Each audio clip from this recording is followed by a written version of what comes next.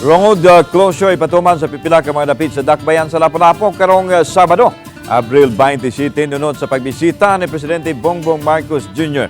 Musaksi ang Presidente sa reenactment sa Battle of Mactan, ipahigayon sa Liberty Shrine, subay sa ika-503rd ka tuig nga kasaulogan sa Kadaugan Sa Mactan.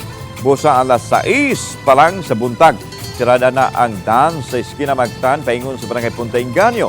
Human ini manguusab ang Presidente sa capsule laying sa Pabaragong Convention Center sa Mactan. Nunot nini, siradaan usab ang Eskina Mactan paingon sa Mactan New Town. Ang road closure mula na hangtod sa alas 10 sa buntag. Hinoon, may gihanay nga diversion route sa City Traffic Management System kung City Mess aron di matanggong ang mga guest sa mga hotels o resorts sa naasing mga dapit.